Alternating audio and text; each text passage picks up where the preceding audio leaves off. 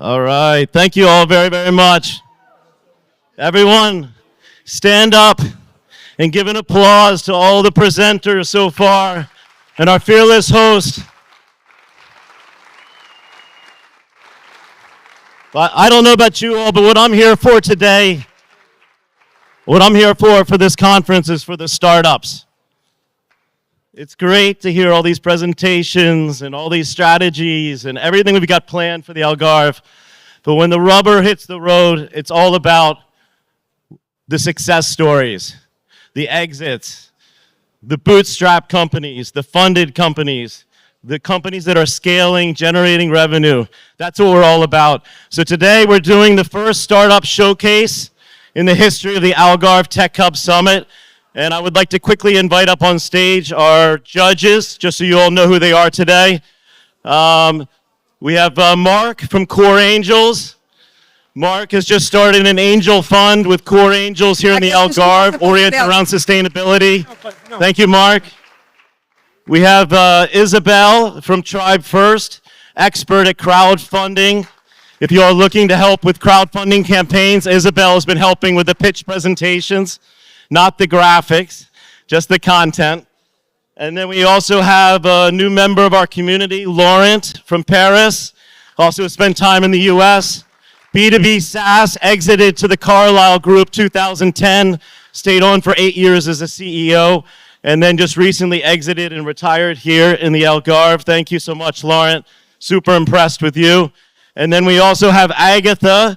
Agatha's a top attorney out of London, Spain, and just recently took over her father's law firm, which is the oldest law firm in the Algarve. She has offices in Quinta do Lago, Vilamora, Lisbon, and Porto. So if you all have a startup and you're looking for startup advice or any sort of relocation advice, Agatha is a great resource for you, and she's really been building up her business here in the Algarve, so congratulations. They'll be sitting down in the front row, and they're going to be providing feedback that will be shared with the startups. And today, it's not a pitch competition, but a showcase. We're going to be showcasing the first two companies are going to be Ocean Tech, are going to be actually science tech companies, biotech. And then we also have the next two companies are going to be e-commerce and SaaS companies, and then finishing off with two companies that are in the sustainability space, Ocean Tech. So thank you all so much. The judges can take your seats. And then I also just wanted to, Isabella, if you're here, you can raise your hand. Isabella is from the AJC, from the Algarve Tech community, and she's been assisting me to organize all of this for you all today. And then we also have some other people that have been involved. Lens, where are you? Okay, Lens, maybe stand up. Lens has been the one that's really helped initiate all the events you're seeing throughout the whole Algarve. And he's an entrepreneur from New Zealand who founded a domain business that was super successful. And he's been a huge resource here in the Algarve. So thanks, Lens, for helping out and giving your advice. So now on to the next slide. We have the slides. Quick clicker.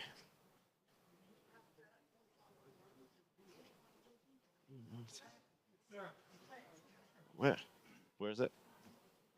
Okay, so first up, we're going to give you a quick overview. The first company we're going to present is C4Us, biotechnology company based out of Sagres. They have 20 people. They've obtained $6.3 million in funding, $4 million from public funds, $2.3 million in private equity. They're pre-revenue in pharmaceutical trials, and they're currently seeking $2.2 million in VC or private funds. So welcome to the stage, Tanya, the Chief Operating Officer of C4Us. Thank you.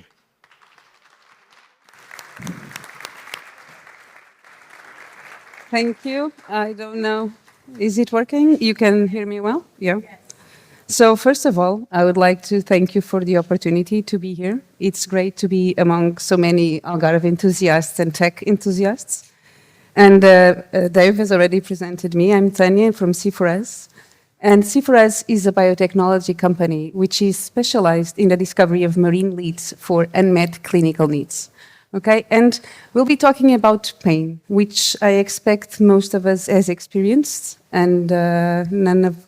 Yeah. And so pain, it could be a good thing, right? It can signal and prevent you to go through further harm. So it can be preventive. But I'm going to talk about the pain which is not good, which is chronic pain. So chronic pain is a pain that lasts for more than 3 months, and it affects 1 in 5 of us.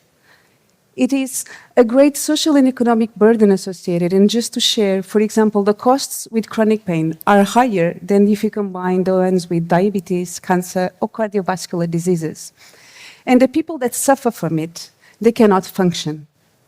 And not being able to function, what they have available either provides ineffective pain relief or it is unsafe, as it is the case, for example, with opioids. Okay, opioids, they are the standard of care and they can be effective in pain management, but there's always the risk of addiction and of habituation. Just to share a fact with you about opioids, there are more deaths about medical opioids than if you combine all illicit drugs together. So this is a problem on top of a problem, and it needs a solution. It needs safe treatments. And it is also a great opportunity because the pain management market is growing and the global policies are moving toward the development of non-opioid therapeutics, of non-opioid alternatives. The non-opioid market is expected to be worth by 60 billion by 2030 at a yearly rate of 10.5%. Okay, and so how do we do this? How do we discover? Well, our discovery, it begins in the ocean. The ocean needs 90% of its resources are unexplored. So we dive into these 3.5 billions of years of evolution of marine chemistry, and we identify those that have a pharmacological potential to be used to treat people. And we don't stop there. We go beyond. We optimize those molecules, we synthesize, and we patent them. And then, once we achieve the clinical validation, we license our patents to big pharma clients, to big pharma companies to continue the development. And what has the sea given us so far? Well, it has given us something remarkable and new, a proprietary novel mechanism of regulating pain signal before it reaches your brain. This is a new way to manage pain. So a stimulus will elicit pain that will be propagated through your nerves, and it reaches a ganglion, which is kind of a switch. And this is away from your brain. This is away from the spinal cord. And it's this switch that will then shoot up the pain signal to your brain, and only then pain is perceived. Okay? And in the situation of chronic pain, this switch is hyperactive, is always firing. And we can target this abnormal hyperactive switch to block it, to shut it down, so it does not relay the signal of pain to your brain, and your brain does not perceive pain. So we can modulate pain away from the brain and without side effects, safely.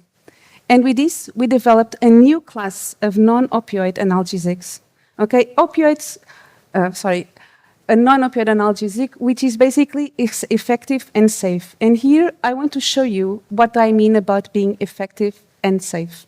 If you compare our C4 pain, which is our analgesic, to the opioids, you can see that is being able to relieve pain, and I'm sorry, towards normal levels and novel patterns of you being with a proper pain management. It is as efficient as opioids under an injured situation, under pain. But in opioids, they flood your brain. They affect you globally, and you become numbed. And if you look again to our analgesic, that doesn't happen. It will only affect and it will only work when in pain. It does not affect you globally. It is safe. It does not act in your brain.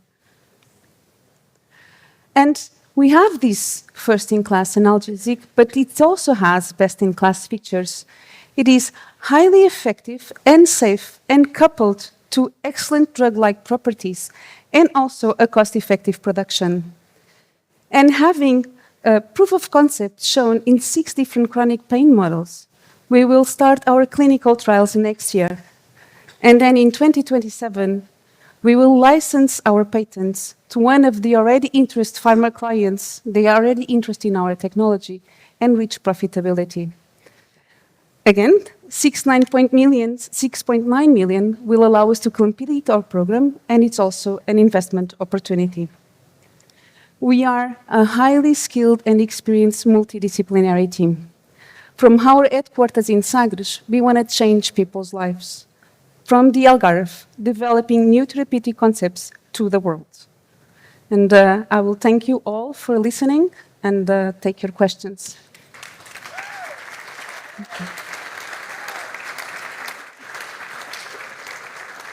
Thank you, Tanya. Now we're going to change. We're going to move over to the judges and see if you all have any questions. We'll be doing 5-minute Q&A. Hello. Yes, it works. Okay, let me start. Great pitch, Tanya. Fantastic projects. Very, very exciting. Just a question about go-to-market strategy.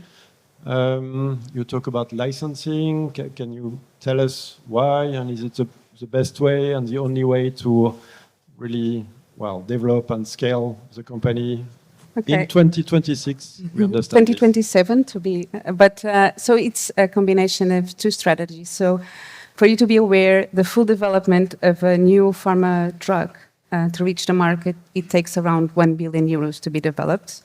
And it's a financial burden that is still inaccessible in the full length foresee for us.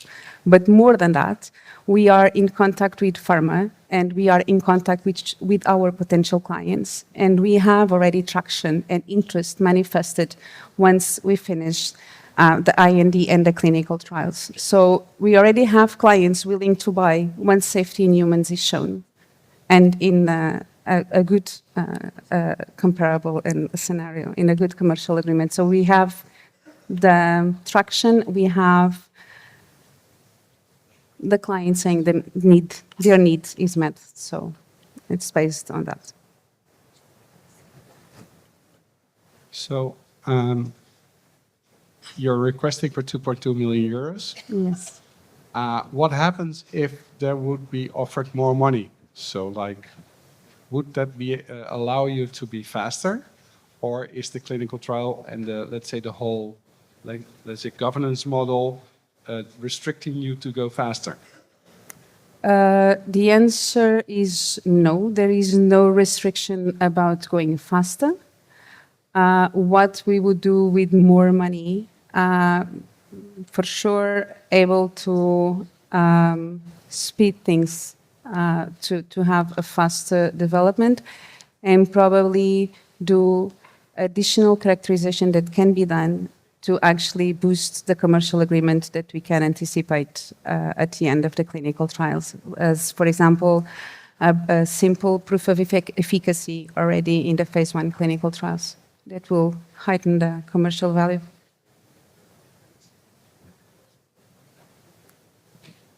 So in terms of markets, strategically, which markets are you considering to go into first? And I know this is a licensing situation, but which markets, which geographic markets are you going to go into first? So our patents are actually submitted worldwide. We have legal advice in terms also in the United States and Europe and globally. It's already granted in the United States and is undergoing highway patent prosecution. I'm sure I'm mixing up the order in Europe and Japan. But it covers from Canada to China to Russia. And by the end of the year, actually, we expected the regions to be sorted out. So it's globally. But which markets would you like to prioritize? So we have efficacy, as I said, in 6 different models of disease. For us at this moment and in the phase 1 clinical trials, the need to resolve which of the focuses, it's limited, we don't need. But strategically, it will be the post-operative pain markets, as it has a shorter time to be done. Okay. I actually meant whether it's going to be Europe, the United States, where, as you mentioned, there's 100,000 deaths by opioids every year. So this would be a solution. We are targeting global pharmas, okay. So it will be worldwide. But then the final strategy will indeed depend on our clients. But as we said, we are waiting for big pharmas. Those are the ones we are talking with. So yeah, but it's good that the patent covers you globally. So that gives you a good business. Yeah. Well done. Congratulations. I don't have any question for you. You were very clear. Thank you for your presentation. And I wish you the best of luck. Thank you. And if anyone has questions or curiosities, I'll be around. Thank you. Thank you, Tanya. Which is the clicker? Green one. Okay, thank you, Tanya. I'm the time tracker as well, so if we go over time, then just let me know. But I think we're on track here. We have 10 more seconds left until the next presentation. But this next company that's up, Express Tech, you may have seen them present yesterday if you all were here. Anna was presenting, one of the founders. And today we have Joanna, who's one of the other co-founders of Express Tech. It's based out of the Algarve University. The technology's coming out of the university, so it's very interesting from that perspective. It's a health tech company based out of Faro. 5 people. They've obtained 850,000 euros in funding. Of that, 75,000 from the EU, 100,000 private, 584 from the regional fund, and then they're very good at winning these competitions. So I told them maybe they need to do more of that. free money. They're pre-revenue and they're seeking 1 million in private or VC funding. So let's welcome to the stage Joanna, co-founder of Express Tech. Congratulations.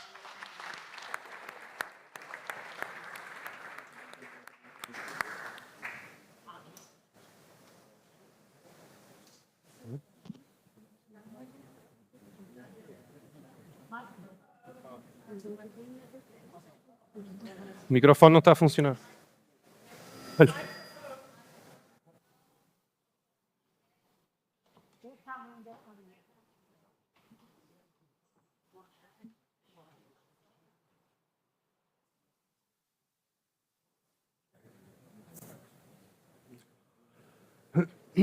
Diga?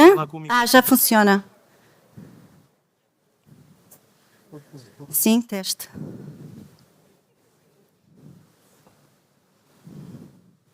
Hey, good afternoon. The grim reality today is that despite huge pharma spending, most patients with advanced breast cancer do not respond to the first treatment they are offered, resulting in high toxicity from unsuitable treatments and the tragic loss of our loved ones. And unless our approach to treatment evolves, this will not change. I'm Joana Xavier, CTO and co-founder of Express Tech, and I'll be showing you today a paradigm-shifting, decision-making technology that will save countless lives. Most treatments available to these patients nowadays target specific mutant proteins found in tumors. And to select which treatment to give to each patient, currently testing is being done in DNA. And this is where the problem lies. And we believe it is a major driver of the high non-response rates in the clinic. And how do we know this?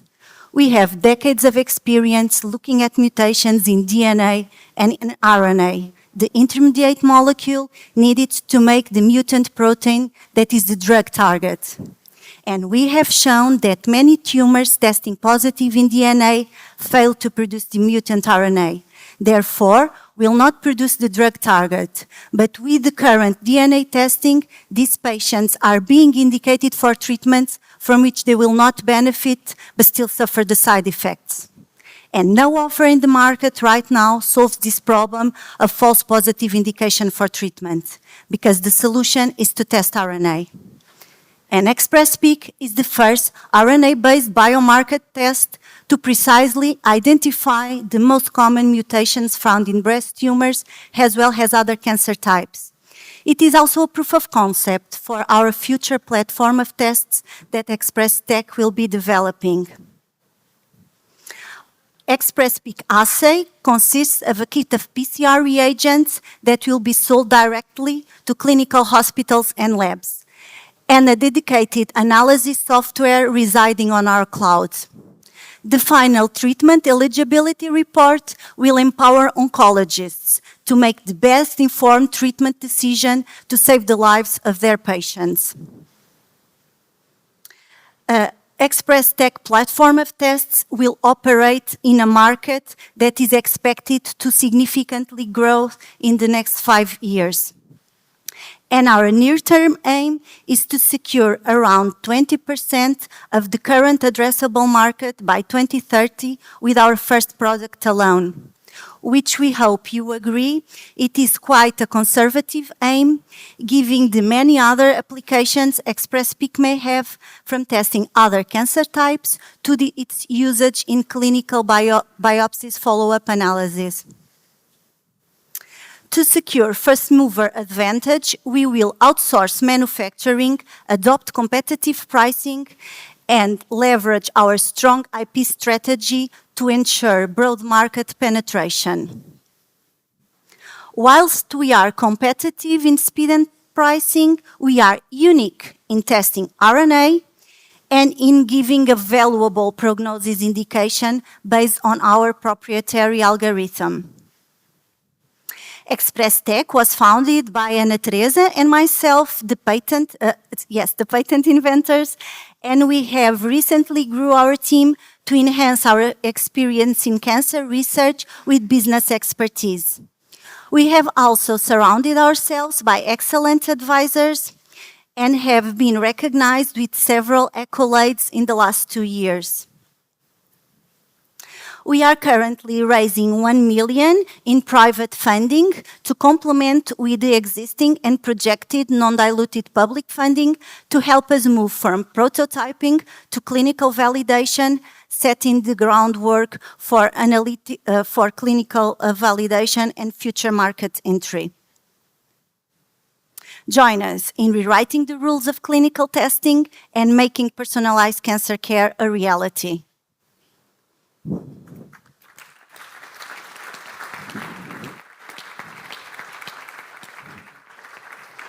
Thank you, Joanna. Fantastic presentation. We'd like to turn it over to the judges and see if you'll have any questions for Joanna today. Congratulations, Joanna. Very, very nice speech. Question about AI. You know, when we hear about companies in this field, you know, a lot of companies are developing capabilities to use AI to improve tests or to organize tests, or, you know, and how about ExpressTech? Yes. So our test has 2 components. One is about the KITF PCR reagents, and the other is the software that has an algorithm that will analyze the data. This algorithm will be created based on machine learning. So some people call AI to machine learning, and nowadays everyone likes to call AI. Actually, it's the machine being trained with the data that we collect. Then when the software gets the results from the analysis, can give better results, giving this training that it had already. And yes, we are going to implement machine learning in our software.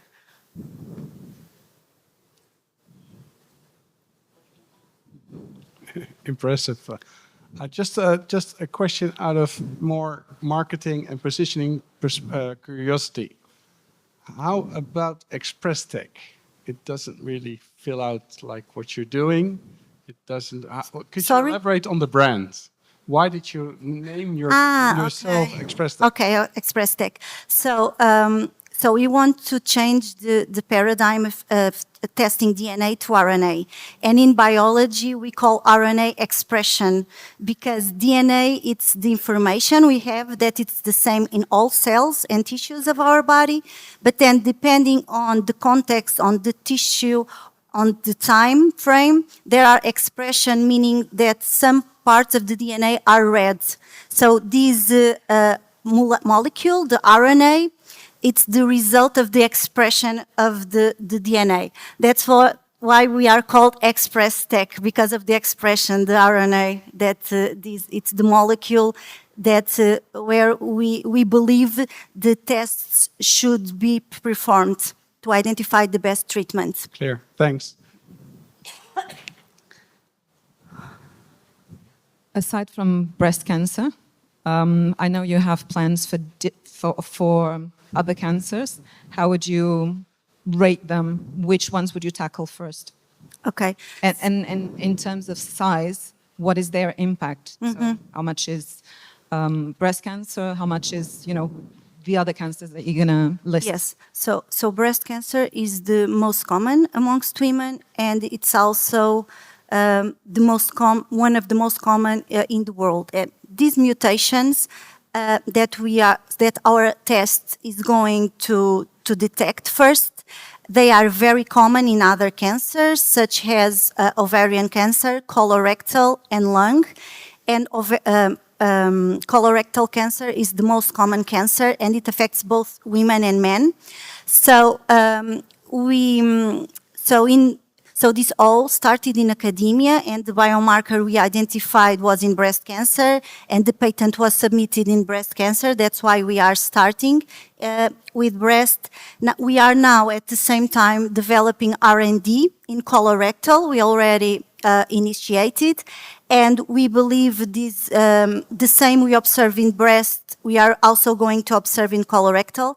So then we are going to, of course, patent the results, and colorectal is the one that we are going to follow, and it's a very big market. For example, in breast cancer, these mutations are present in 40% of the women.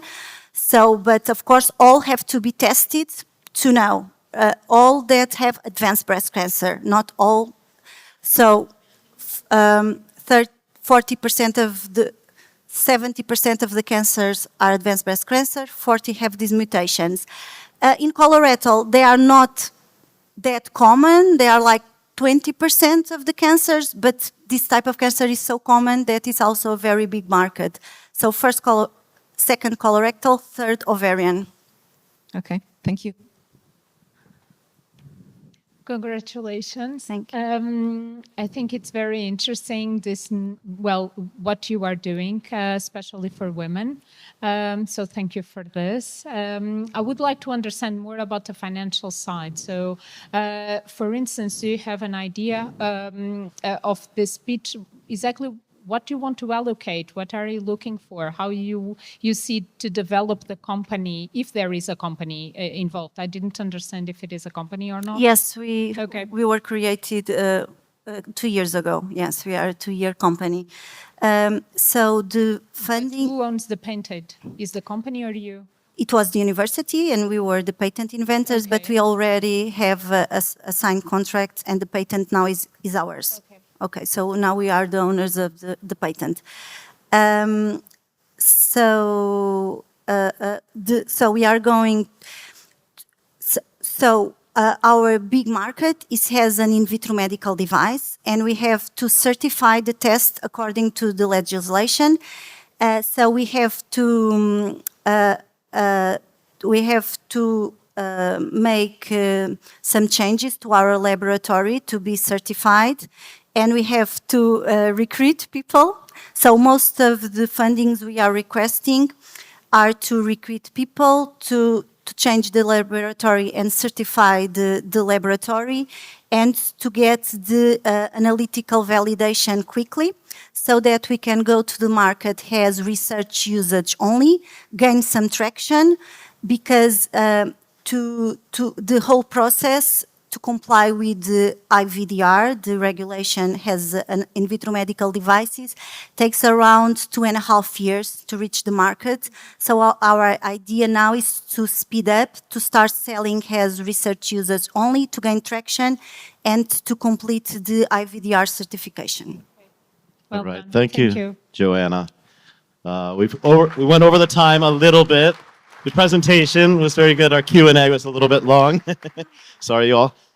Our goal is to get through these presentations very quickly, and also to have the ability to feature our next big startup. Let me see. All right. So next up, we have a company called RatRig. How many of you all have heard of RatRig? Okay, 4 people.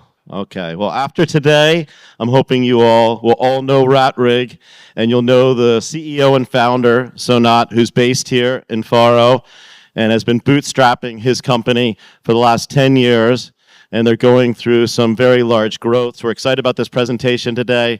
It's a product tech company. It's bootstrapped. Revenue, almost $4 million in revenue. They did $1 million in August. They're not actively seeking funding, but they are open to chat. Let's welcome on stage Sonat. Thank you so much, man. Hi, everyone. Do I have sound? Good. You may have noticed that we have some strange props on the stage today. This is a pipeline for air intake. You may have seen this on a motorcycle. It's a pretty detailed piece, as you can see, with a very complex design. Here we have a full-scale prototype of an industrial seal for a water pump. This can be used for technical validation of the model before mass production. And this is just, I guess, a piece of art. And what do these three very different objects have in common? Anyone can guess? That's exactly it. All of them came out of the same machine. Which type of machine can convert a 3D model, a file, and materialize it into an object of this complexity?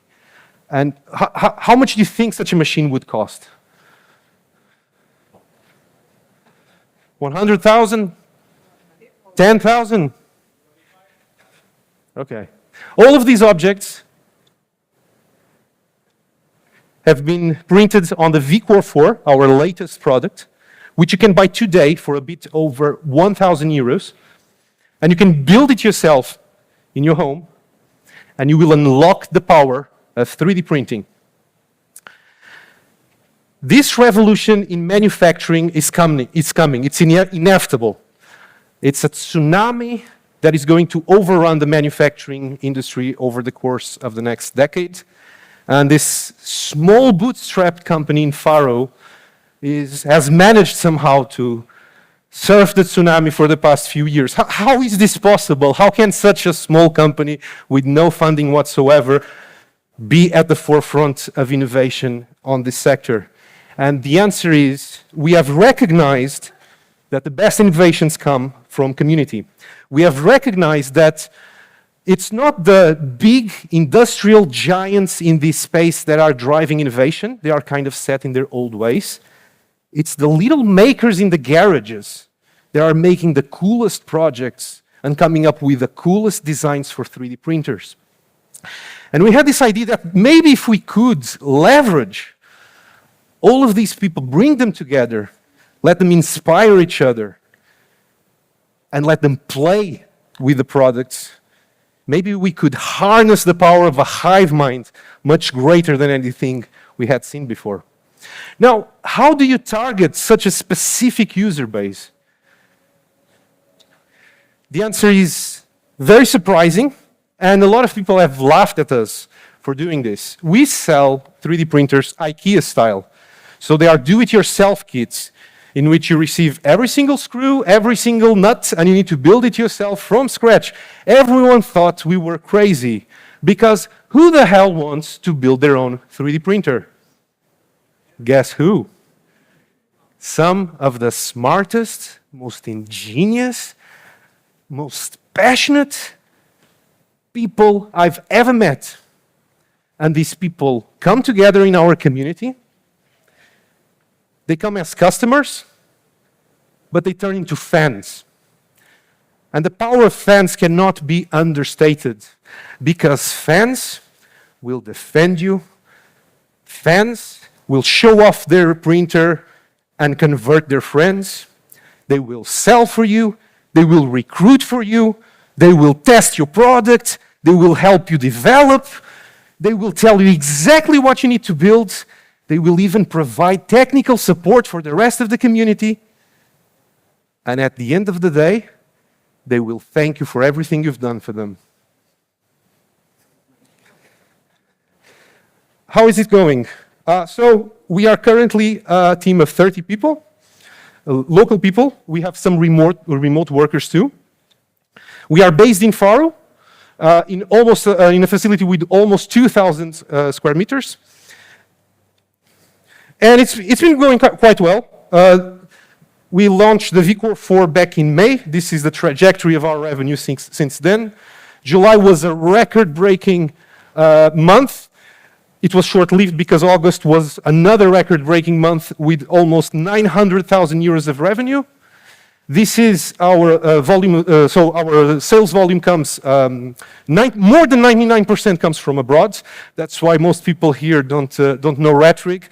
We are not very known locally because it's not really our market.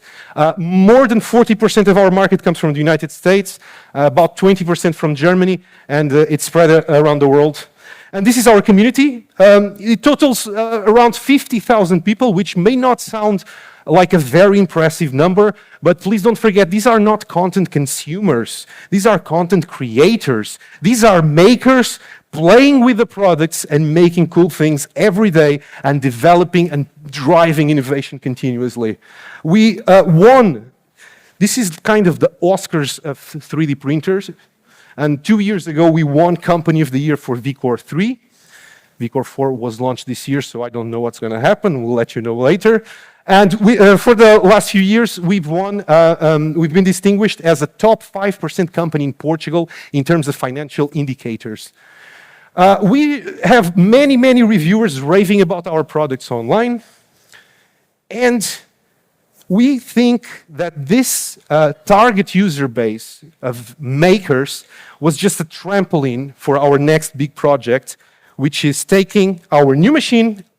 I'm going to be honest, I wanted to bring the machine here because I don't like showing a render on a slideshow, but it was by the beach, became a bit difficult to make it happen.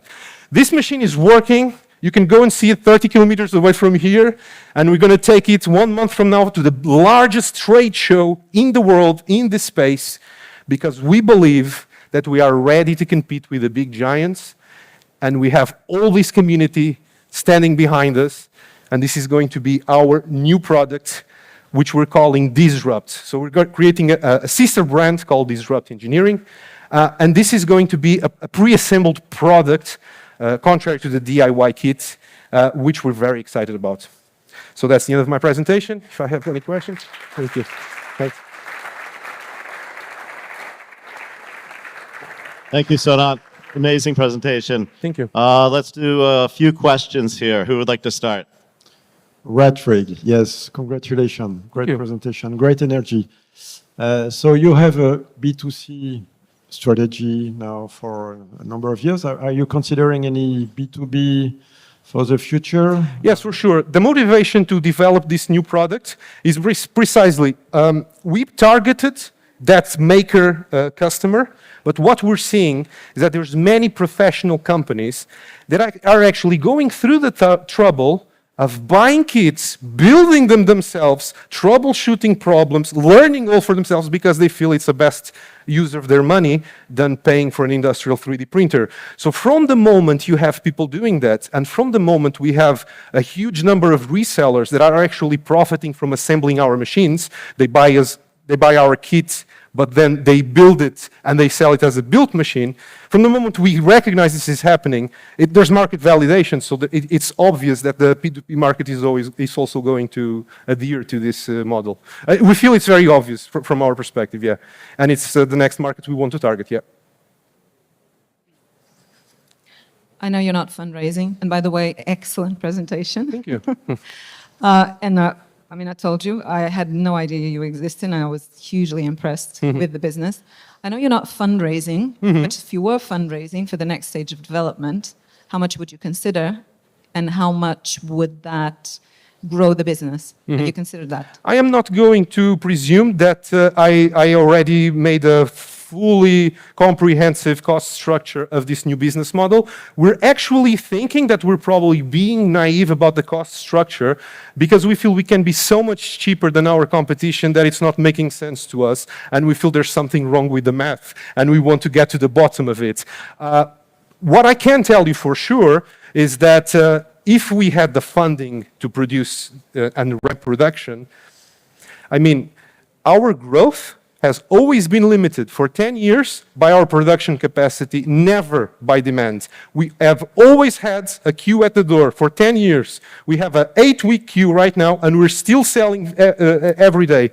So If you want this machine, you have to wait 2 months and still they don't stop selling. That tells me that if we were to seek investment, we could scale our production much, much faster and reach that goal much faster, yeah. No. So if production is your limitation in growth, If production is, sorry? in growth, Yeah. why not find a way to also skip production? To do what, sorry? To skip production. To skip production, to outsource production.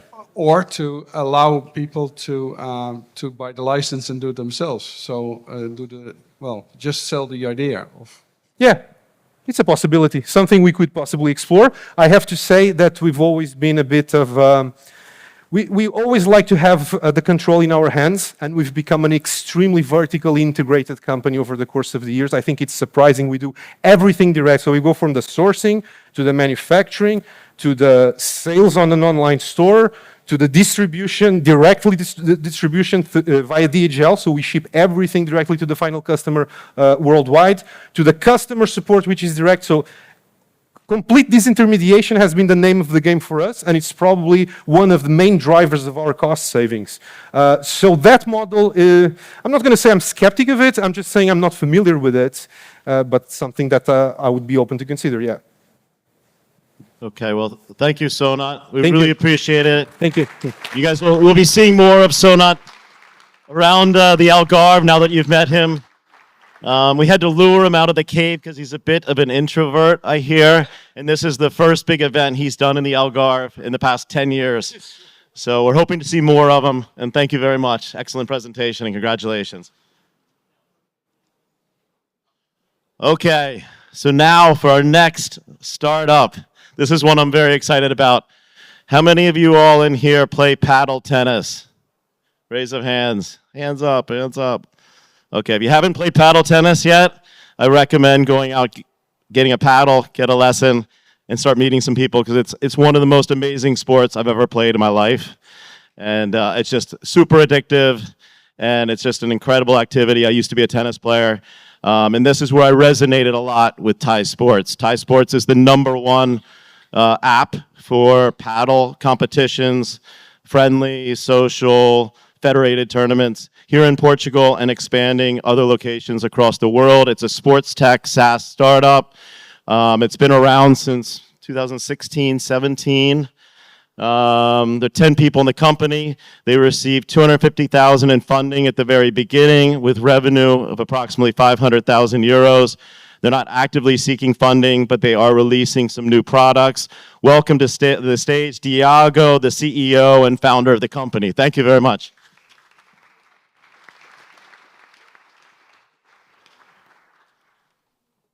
Thank you. Thank you for having me today. It's a pleasure being here, sharing my journey and presenting Thai Sports. As Dave said, some of you probably know us by Thai Player. Thai Player, it's the paddle app. I am a paddle player myself, and some years ago, I faced a significant challenge, the lack of technology in clubs. So, because of my background in software, I decided to build a solution, a software platform that could bring together a management tool and an engagement for users. We started exactly for the management. So we created a management tool for clubs and for federations. And today, we have the trust of the Paddle Federation, the Portuguese Paddle Federation, and also the Portuguese Tennis Federation. And over 250 clubs are using daily our software. Just in sense of scale, we are talking about almost 1 million bookings and more than 2,000 tournaments per year. We have also created an app for the players That's essential. It's exactly where the player interacts with everything.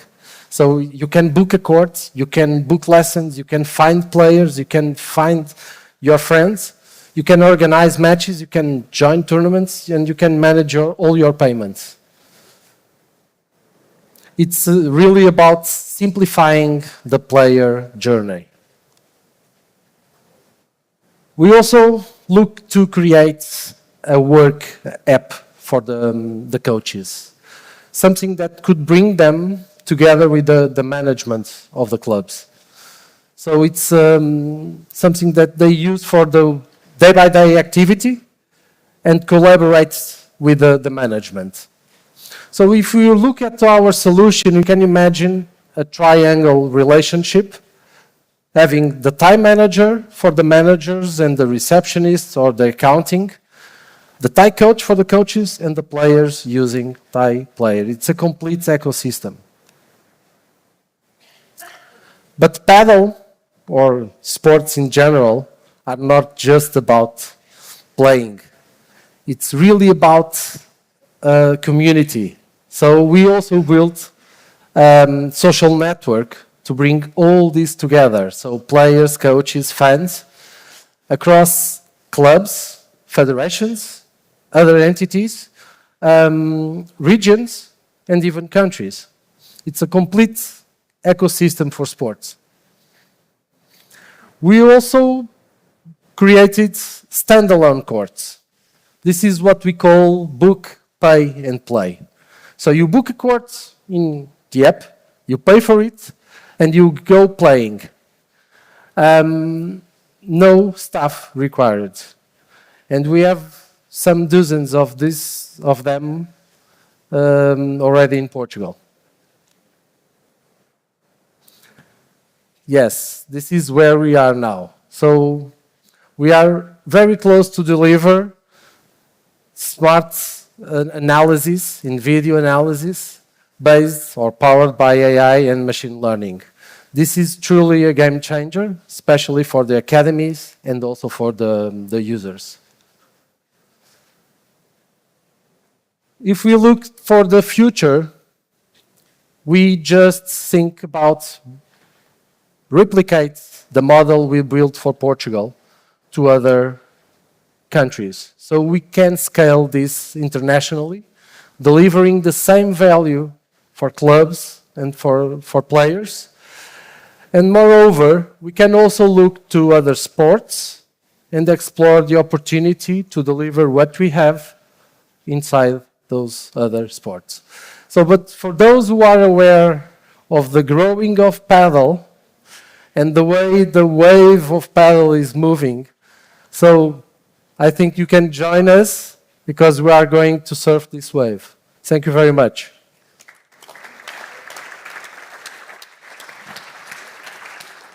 Thank you, Diago. Excellent presentation. Really appreciate it. And now to the judges for some questions. Thank you. Well, great presentation, and I look forward to using it myself. Can you elaborate a bit more on your business model? The business model? Yeah. I would say it's a B2B in first place. It's a B2B2C because we deliver Cs over the B2B. And obviously, we are very focused on the B2C directly, especially to monetize the huge community that we have on the app. Right now, we're talking about almost 400,000 users, and we should grow. If we grow the B2B across other countries, we are growing also the users market. Nice presentation. Thank you very much. So you mentioned that you're growing to other countries. You're not currently. What do other markets represent for you? Because I thought being an app, yeah, it could be used everywhere. So yeah, tennis. We are based on. We started with tennis and paddle. Mm-hmm. Tennis is massive, but paddle is growing a lot now. So it's expanding in all Europe, UK, US is starting now. So we believe we should drive this, follow the paddle, and deliver our solution because we have the whole ecosystem for a paddle business. You have a technical solution, but what would it take to expand to other markets? Being a digital product, it should be easier. Obviously, it requires funding. Do you have any plans for that? Just to expand our sales force to deliver the solution into other markets. Okay. That's our expectation. Okay, thank you. Yeah, a great presentation. Thank you. I want to dig into the same question. You know, future expansion. You have a choice of new sports or new countries. Two choices, two possible choices. Okay, next 3 years, what are you doing?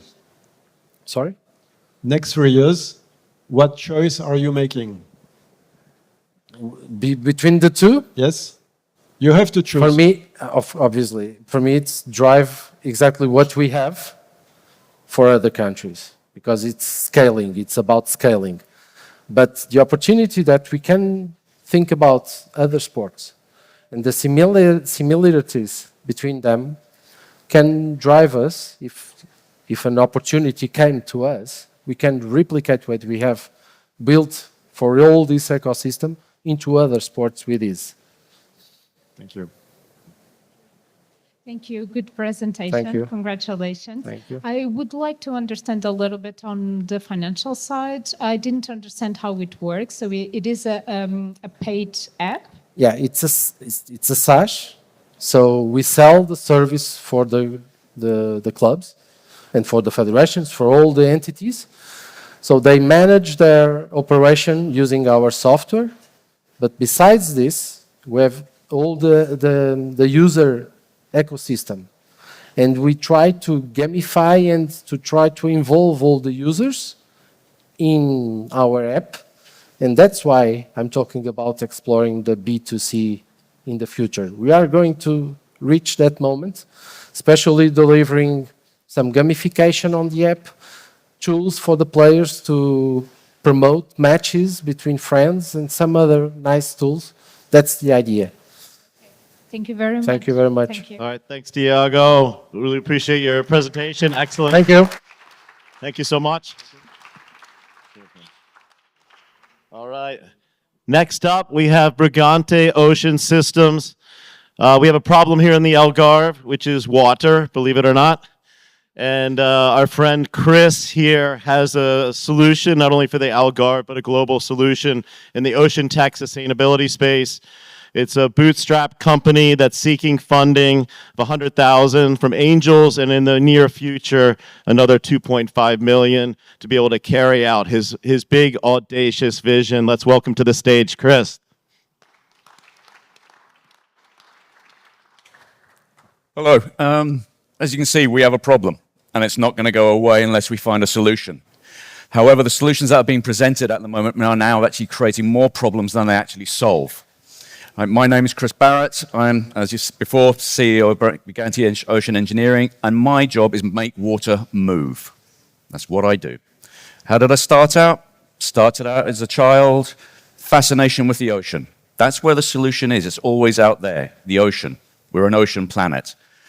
Learned to dive, learned to surf, kayaking, ended up in the Royal Navy. I'm a shipbuilder by trade. So it's only natural that I find a solution in the ocean that we can deploy rapidly, scalably, sustainably, and responsibly. Right? So that's what you're going to see. Sits in the ocean. It's vertical in nature. It's self-powering.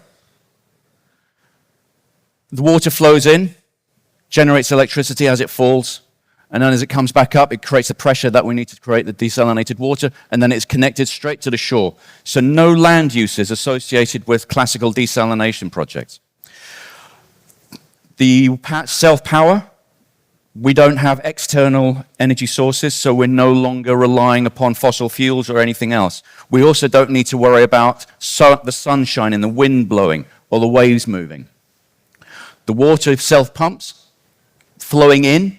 That's where we get the name, ocean fall. The ocean flows in, and I make it fall. And that's where I get the energy and the desalinated water. As it flows out, goes up to the beach, nice little shore connection. The actual bollocks. The inflow is marine safe, so it doesn't actually have a problem with marine mammals or anything, because that is one of the other problems that we have to solve with desalination systems. And also we have a solution for the brine as well, the salmoura, the byproduct, which is a nasty toxic substance. Everything that is in this phone is in the ocean. For an example, every 100,000 cubic meters of seawater we process, we can actually get 450 kilograms of battery-grade lithium carbonate out of the ocean. So we now turn our whole mining system into a circular economy. So we have a solution there. How am I doing it? It's a floating platform. Smallest one, 250 cubic meters a day. I can have that ready by April 26 if I have the funds. Next, 2,500 kilograms per cubic meters per day. August 27 if I have the funds. And then the big one, 500,000 cubic meters per day, ready for August 2028 with funding. That one, by the way, will solve the entire Algarve water crisis. As you can see, the scaling, small to medium to large, it's mainly depth dependent. And it's storm-proof, future-proof, and sea level rise proof. And that's the end goal. That's a concept for a floating city using the same technology. That's home to 500,000 people, by the way. Okay, that's me. I'm done. Thank you. Thanks, Chris. Judges, we have a couple questions for Chris. Would be great. Thank you. Wow, fantastic. If you solve the water issue here and in other countries, we discussed about the French Polynesia. Yes. Earlier on. What can you do over there? What could you do over there? A lot of the islands in the French Polynesia have a population that's less than 100 people. So that small platform that I showed you up there, we could easily accommodate them. It's very rapid to deploy, self-powering, so there's no need to have any external generation. And French Polynesia have an agreement with the French government for 7.1 billion euros to decarbonize their infrastructure. And that means not just energy, but also water. Great presentation. Thank you. Can you elaborate a little bit about the advantages of this system of desalination, of obtaining drinkable water, which is something that we very much need, against existing technology? So the reverse osmosis, I believe. Yeah, okay, reverse osmosis. I don't know if some of you have actually seen reverse osmosis systems that you can get for domestic use. Nice little unit, sits underneath your kitchen sink, and you have an extra tap that you can run things. In there, you have consumable filters that need to be replaced all the time. There's a problem with recycling those. Not all of them can actually be recycled. And there's also another aspect. Some of the filters are actually manufactured from oil. They're made from plastics. With desalination at mass scale, the other issue with reverse osmosis is water is also an abrasive material.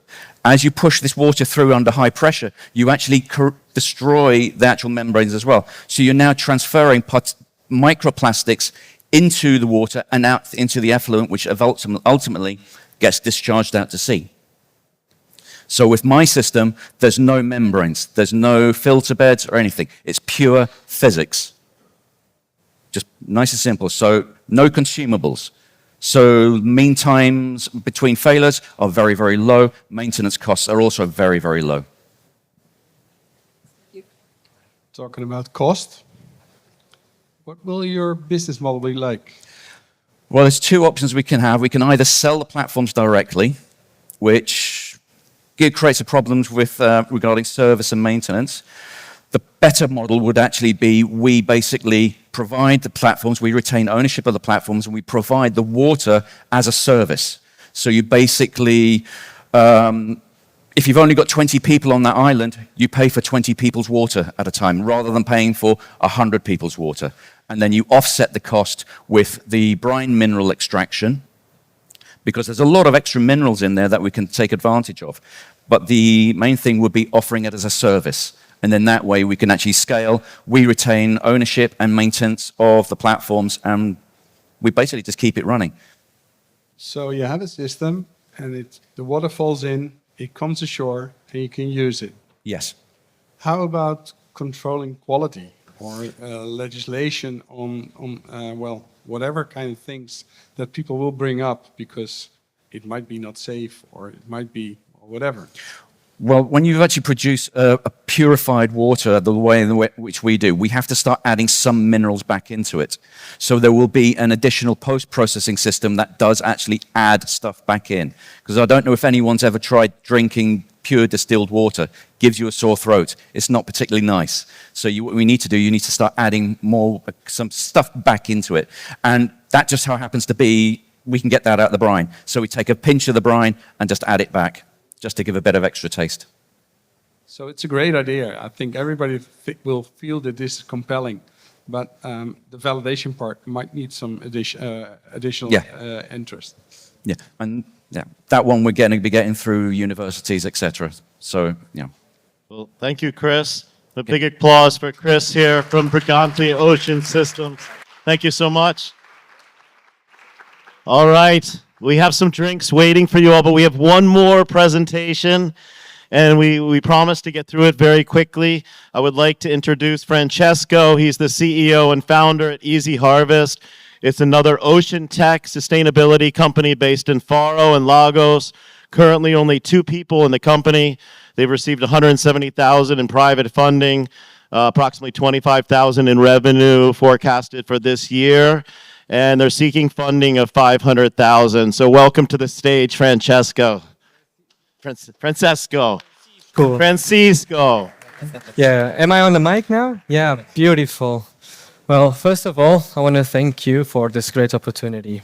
And then second, I want to ask you if you do relate with this picture. And secondly, how was your last summer? Have you been around the Portuguese beaches lately? Have you seen this? Was it smelly? Well, fortunately, we have a solution for it. Hi, my name is Francisco Machado, and I'm from Easy Harvests, and we focus on monitoring and harvesting these events, which are called seaweed blooms, to create an impactful supply. Seaweed blooms are a global event. They don't happen only here in the Algarve. They are usually associated to fast-growing seaweed species that are either invasive or opportunistic, that generate thousands of millions of tons very, very fast, that end up stranding and creating waste. They choke local economies. Here in the Algarve, fisheries, tourism. They decrease biodiversity and raise health and safety issues. With the arrival of these invasive species, the landscapes change completely. This is one of our most pristine beaches in the Algarve, and today it looks like that. Today also, multiple municipalities are wasting their money to waste this super useful resource, which is seaweed. Fortunately, there's a great opportunity. The seaweed market is growing, and most of the seaweed startups globally are today in Europe, creating new novel seaweed applications for industries such as bioplastics, biofuels, well, mostly for textiles, feed, food, you name it. However, current production levels do not meet the demand that has been stipulated. So this makes these seaweed blooms that are today, again, being wasted, a great feedstock, an abundant feedstock for the growing markets. Therefore, we created Easy Harvest to try to make the harvesting easy, obviously, but we focus on monitoring the seaweed blooms so that we can predict where they are, and we harvest them directly on the water column to prevent them from stranding, so that basically we can mitigate them. And at the same time, we provide a service for local municipalities, right, so that they can clean up, and we provide seaweed biomass for the growing seaweed industry. Guys, over there, could you click on the things? I did ask them before, but these are 2 videos of our harvesting system, our prototype, that is currently operating in Lagos. We are able to use a seaweed pump, we vacuum clean the beaches, and we harvest the seaweed immediately on the water column with a very select technique that can be deployed from land or on board of a boat. We are today collaborating with local fishermen, which are the experts of the sea and have most of the knowledge of our coasts, so that we can, well, create an easy harvest. So by targeting these floating mats, these seaweed blooms, we are able to harvest a high quality biomass for high-end value markets at an extremely competitive price, if we compare with other sectors, of course, like farming. We started all this back in 21 with an idea. Then together with CCMAR and DGRM, which are Portuguese institutes for research and management, we got the pilot or pioneer authorization first in the country to deploy this type of technology and harvest the seaweed blooms. By 2024, we got the first commercial authorization for the invasive seaweed species that we have here in the country, probably in the world.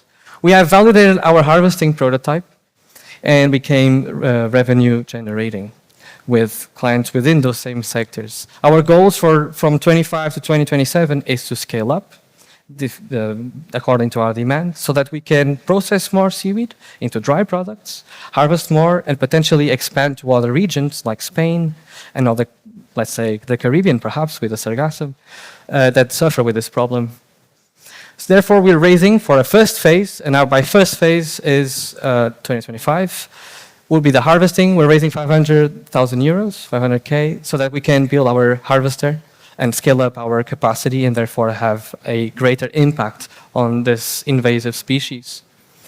Regarding our financial forecasts, our revenue projections are tied up with the demand from the seaweed industry that is growing, from LOIs from our clients, and from the demand from the local municipalities that require services that are sustainable to remove this issue that is not going away so easily. The dream team is composed by only two. It's me and my co-founder right there with the phone. Me with a background in biology and her with a background in management. And like that, we have built Easy Harvest till today. But nothing will be possible without our partners, from research to licensing. And oh, by the way, Albufeira is missing right there. That was the PDF format, whatever, to the industry. So to wrap this up, and I finished my time maybe already, I just wanted to say if you collaborate with Easy Harvest, nothing will be gained, nothing will be lost, but everything can be transformed. Thank you for your attention.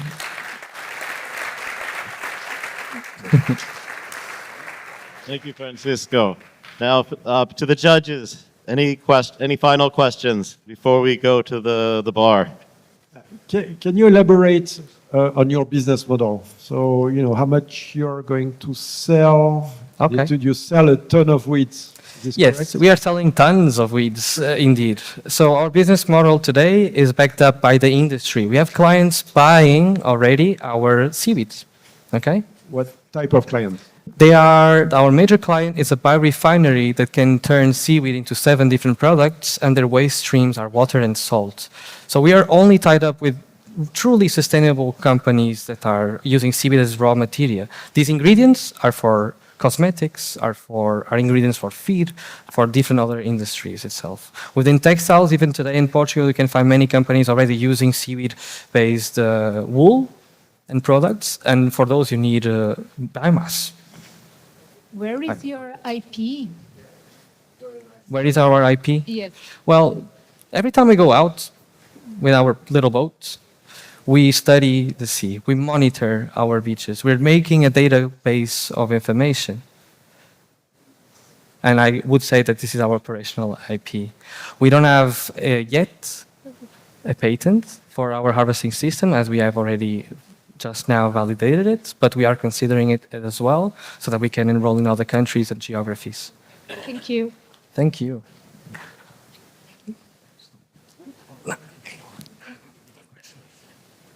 Could this also be harvested for food industry?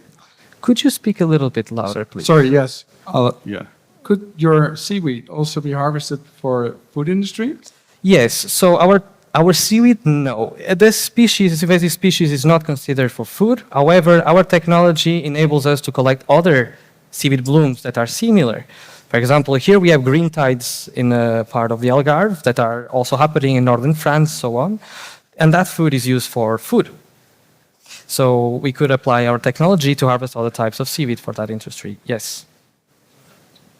So you're telling me before, by the way, well done.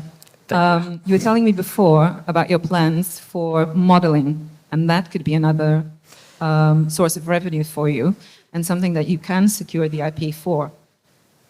Yeah. When, sort of in a timeline, when are you considering those? So this question raises it's a really important question. We are monitoring, so we're indeed creating a database so that we can predict these seaweed blooms. And if we can replicate this model here in the Algarve, we can help predict them somewhere else. And that could help to map and unlock a new resource completely. And that's our dream. However, right now, the biggest traction we have is within the seaweed biomass. Collecting data doesn't really generate so much revenue right now. And the biggest issue today is what the people, especially here in the Algarve, are suffering with the decipative species. Therefore, in terms of planning, right now, scale up facilities of harvesting capacity that will allow us to be in contact and harvesting in different municipalities, supply, and our goals are to achieve 1,000 tons by 2027. And so that answers a little bit that question. And later on, processing, factory. And then with potentially the revenue we have, we will invest again in the monitoring and that SaaS system, hopefully. Thank you. Okay, thank you, Francisco. Really enjoyed the presentation. Amazing, man. Thank you. We have some gifts for the all the startup showcase companies. So if the founders are still here, please come on up to stage. We're going to just hand out some quick gifts, and then we're going to turn the presentation over here. All right. Francesco. Shall I hold this for you? Yes, thank you. So give it to me. Okay. So, well done. Round of applause. Round of applause. Let's have some enthusiasm. Well done, guys. Might move to the front. Well done, guys. Next. Move to the front so we can appreciate you. Thank you. Well done. Let's once again applaud the ingenuity and the invention. Well done, guys.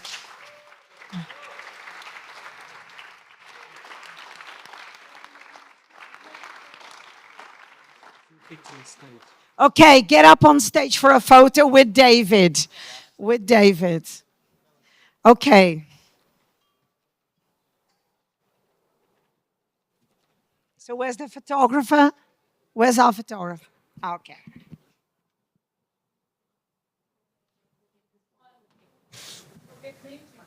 Yeah. Oh, my mic. Okay. All right. Of course. Okay, let's smile again. Oh, the mic. Cut my mic. Cut my mic. I talk too much. Fale neste, faz favor, fale neste, fale neste. Fale neste, ficou sem bateria, fale neste. A gente já está.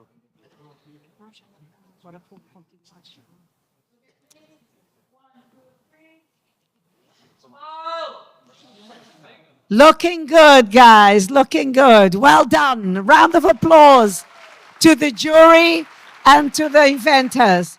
Thank you, guys.